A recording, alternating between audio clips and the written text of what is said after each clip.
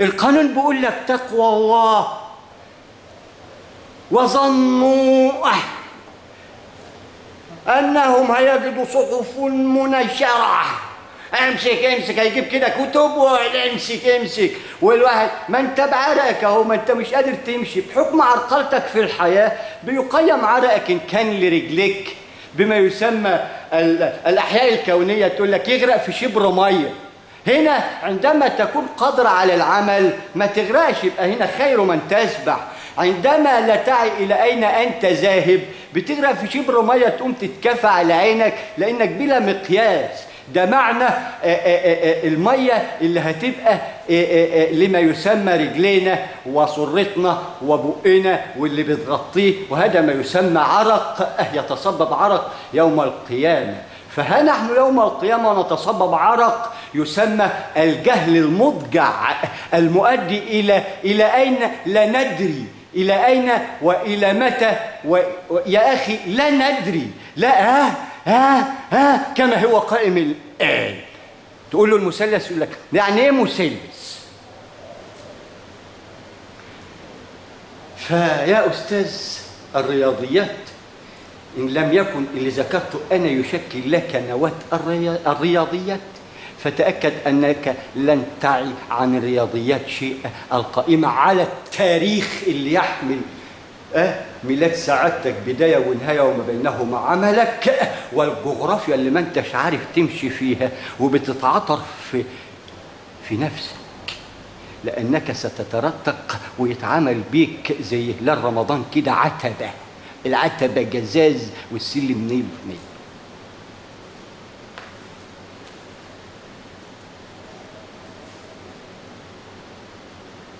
فهنا عندما تضاهي هذا المحرك التافه المسمى بالقانون المقدس ونقدسه تقديسا، الدافع الرباعي، هذا رأناه علشان فعل البشر اللي به شر نخافهم أكثر من خيفة الله، تقوى الله.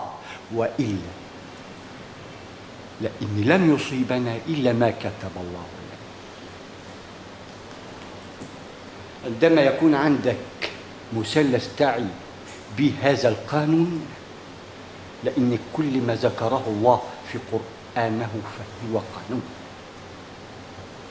وكل من عطس عنه سيدنا محمد بالإنابة عن الأنبياء، وما يعني أن الأنبياء جميعا لا يعتصم عن الهوى. بقول الحمد لله والشكر لله لأنه يعي ما في هذه العطسة من سمو. وعندما عطس الأب الأكبر طلعنا إحنا في رزة من هذا الرزاز بجمع رزاز، رزة. اسجد لمن ده عطسة ده وفيه إيه؟ تقوى الله في النفخة اللي بها لواقح رياح، عندما تنظر لمثقال ذرة فيها تصعق. هذا قسطاس مبين وضعه لنا الله ويشكل لنا الله إلى أن يرينا ذاته العلي لأنه الحق، ووضعه لنا هنا مقياس نقيم عليه الرياضيات.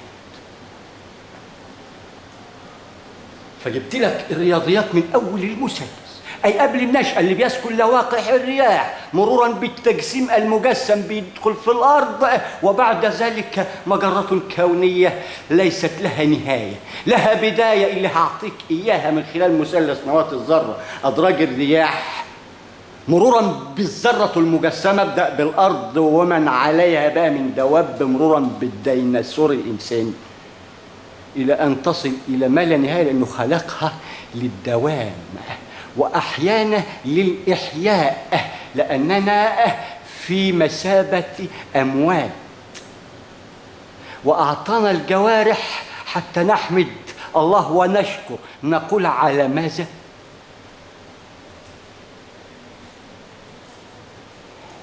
فعندما تتدبر القانون تجد مسائل. فعندما تسحب من المحرك الدافع الرباعي، لا تمجد لي فيه وما شفتش انت الدافع الرباعي اللي بيشكل القرآن وانتصب وقام، وهذا ما يسمى القيامة الكبرى، إلى أن يأتي القيامة الصغرى. من خلال هذه القيامة الكبرى اللي هتنجب خير ما أنجبت لواقع رياح بني إنسان، اللي ناسي بني البشر اللي به شر، بني آدم اللي تقدم في المعصية.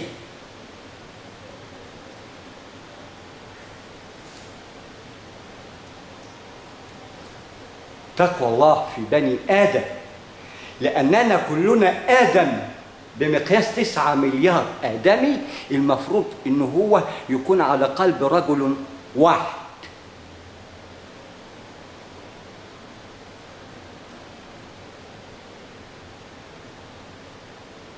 هو رجل واحد وجاله سرطان في رجليه وفي صوابعه وفي دمه.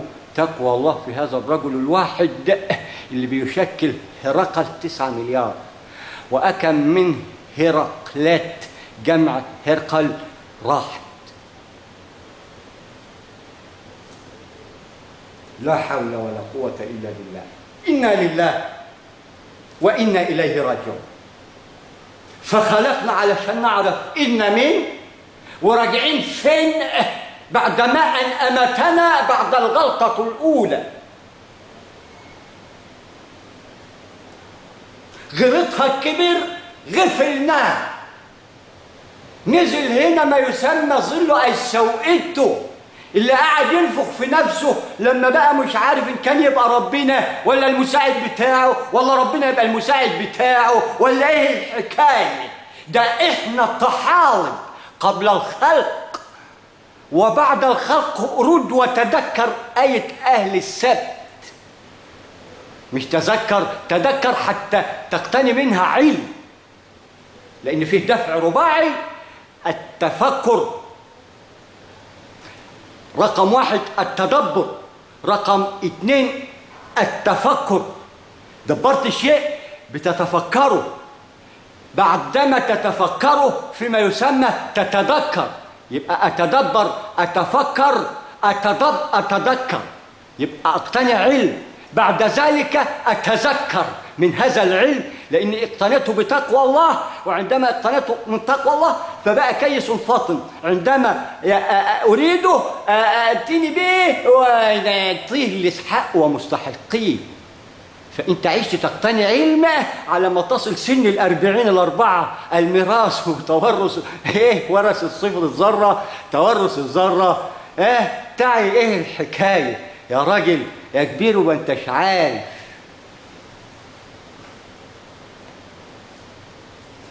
فبنذكر في الكتاب هذا المحرك الرباعي، وهذا الكتاب أي المحرك الرباني اللي أنكرناه وفلنا في المحرك الرباعي ونسبناه لنفسنا، وأنكرنا غشنا له من الله، وقلنا إحنا ما إحنا أهل ياجوج وماجوج. قلنا اللي بنبحر في المادة السوداء اللي بتشكل لنا الصور، وكان لنا مقياس الذرة صور سيدنا ذو القرنين بين المثلث قبل أن يتم.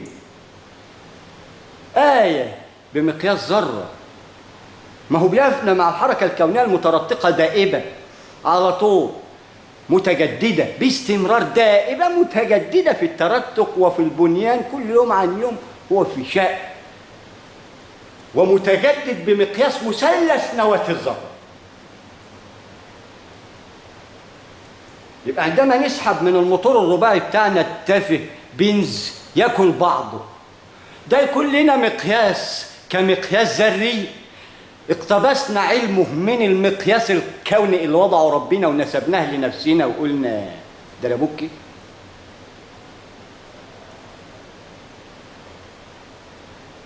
عندما تطلع بقى الشمس من مغربها بما شابه كده، انت سحبت الفتيل اللي مشغل المنظومه دي. عرفت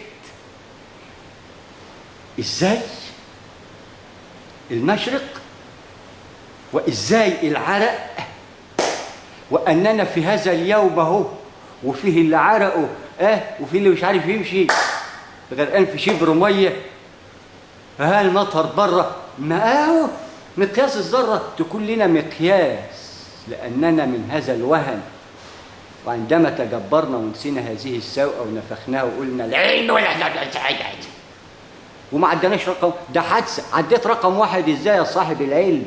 ورقم واحد يشكل نواة بباطنه 10، وعندما يتم من هذه 10 فلق يبقى أنت فلقت من هذه 10 واحد يقتنع علوم هذه 10 بقت 20 في شكل 11. ليه؟ لأن هذا الواحد اللي اتفلق اقتنى كيس فاطن وأتى بجديد من خلال علمه بهذه النواة، إلى أن أدى إلى هذا الفلق إنه هو يتميز للأفضل، لأنه عنصر هيجسد نواة الشعوب، يوضح لها بالشكل اللي تقدر تفهمه بسرعة زي ما أنا بوضح كده.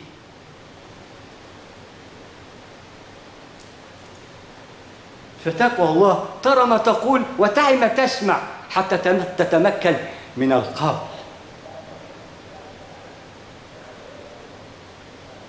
وتعي ما تسمع حتى تعي ما يقال، حتى تعي ما تقول. يبقى تجيب شيء ما ينفع تضحك عليه على انه ينفع وتخنصر منه جزء، وبعد ما تديهولي ضحكوا عليا المراكبيه. لا، ده انا اللي هسوق بيك المركب واعلمك ازاي تلقي العلم يا استاذ. لان العلم ده اذا ما كنتش تتميز بيه بقانون التكيس والفطنه لا يصح ولا يحق لك انك تكون معلم، لانك لن تنجب. ببغاء لا ينجب، ببغاء يقرأ قرآن لا ينجب، ببغاء يردد علم لا ينجب، لأن هذا دون تدبر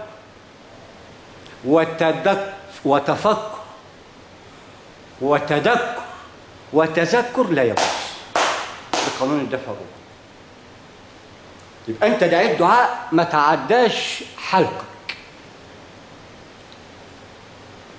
ويعلمه الله، ولكن حبس لأنه لا يحق له أن ينفذ، لأنه بلا سلطان، أي بلا مثلث، بلا مقياس، أي بلا قسطاس. وضعه الله لنا من أول الأزواج آدم وحواء، وبينهما المثلث للذكر مثل حظ الأنثيين، تلت والتلت. فعرفنا إزاي المشرق أهو مشرق متجدد، تأتي الشمس من مغربها بقى عندما أنت بقى تغرب في العمر، بتأتي شمسك أنت بقى في مغرب عمرك، يبقى ده مشرق جديد. يبقى أنت جيت المشرقين المنوط بهما المشرقين الشمس والقمر، والمشارق التردد بقى والتكرر التكرار، نسبة وتناسب، لا تضل ولا تضل. ولكن لابد أن تعي ماذا تسمع حتى تعي ما تقول. لا ترث ماذا تسمع وقال فلان عن علان، امال انا معايا مثلث ليه؟ علشان ما حدش يقول الا الله ثم انا، حتى اذهب ببيتي اللي بشكل مركب نوح بمقياس ذره، وكل منكم قبطان وقباطين جمع قبطان، يذهب بمركبه الى الله في علم وفي صمت وعن علم، حتى يترك للآخرين ما يسمى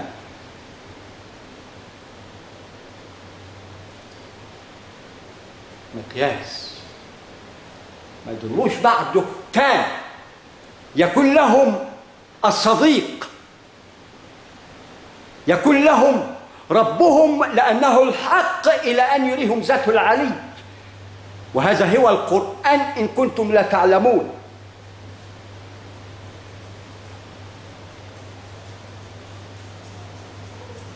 كان قرآنا يمشي، ما قال لك ما تصرش على الجهل المتعمد، لأنك بتصاب بالفعل بالجهل، لأنك طلبت من الله دون أن تدري. هذا نوع الطلب عندما يدور في ذهنك شيء وتاخد فيه قرار، أنت طلبت من الله وأعطاك دون أن تدري ماذا فعلت.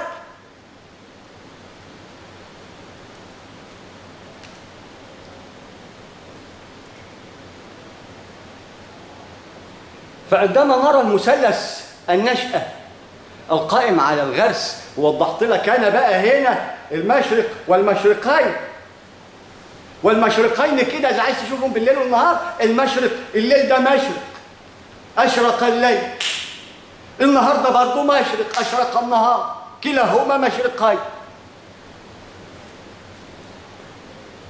ومشرق الدنيا عندما تأتي بالسلامة، ومشرق الآخرة عندما تذهب بالسلامة. عايز تذهبها معاك ليه؟ توقفها كده يا سلام، ايه كده؟ ده حتى ما هيش، ده حتى نهاية مسلسل مش فيلم، نهاية فاشلة.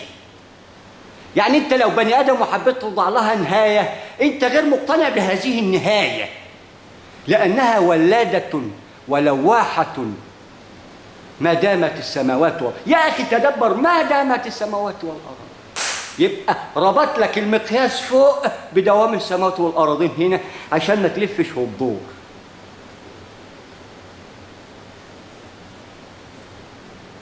والعرق قلنا قائم على نسبة الجهل ونسبة العلم.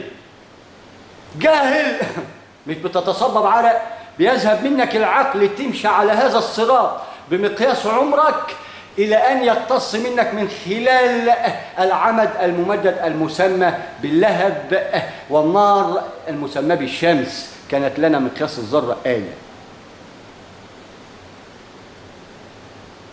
يفضل ماشي على هذا الصراط لما يسيح، لأنه بلا عقل بلا علم، ذهب منه بس مقياس العقل. شوف هذه الآلة ماذا سيفعل بها إن لم يكن هناك ما نذكره بالفعل ولا نتدبر هذه الآيات ونكون لها من الرحماء. بقانون خلفاء عن الرحيم كفاية، بقوا كم مليار رحيم ينوبون عن الرحيم الأعلى لأنهم الخليفة. بقانون رحيم كفاية جاب رحماء وعظمت ولا تعي كيفية التعظم إلا على أنفسها المريضة، لأنها لا تؤمن إلا بالمرض، لا تريد الإصلاح، تريد المرض. أمة مريضة. أول مرض كان نفسيتها المريضة عندما أتاها العلم وتكبرت، ذهب الله بعقلها وعلمها وخسف بها. ونذكر في الكتابة قارون من مثلث آلف، من مثلث فرعون مرورا بهامان تنهي بقارون. الفاء فرعون مقياس الذرة، ما هو ما ذكرش أسمائه في القرآن كده دلك، ده كل اسم في ذاته أعظم آية في مجاله، لأنه شكل نواة أي أم المعصية. الآن ده أنت واصل معايا للنفس بالنفس. ما هو أنا دوري كده، هو النظام كده، كلاهما آية. هو وموسى عليه الصلاة والسلام، وعلى أخاه هارون الصلاة والسلام، وجميع الأنبياء الصلوات والتسليم.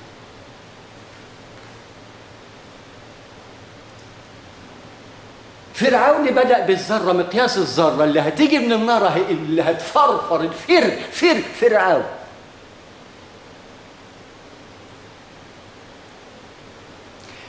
يليه رقم 2، أصله ترتيب أبجدي، ده مثلث كوني عظيم تقيس عليه مقياس ما لا مقياس له. كل سنة طيب من الحاج، ربنا يبارك لك فيه. اتقي ربك في هذا المقياس. ترى مثلث ما لا عين رأت تحت هنا، ولا أذن سمعت قبل ما تطلع فوق، ولا خطر على قلب بشر، اللي يشكل لك البصيرة اللي ترى بها ما نقول.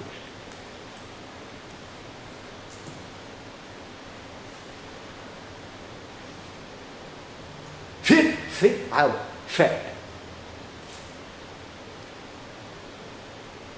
يليه هارون، هامان القوة والبوض، وهارون الكلم. يبقى هنا شفنا ابن لي صرح يا هامان، رأينا صرح هامان، ورأينا في نفس الوقت صرح هارون، صرح الكلم المؤدي إلى معارج لا يراها إلا أهل اللب والقلب المبصر أي المنيب.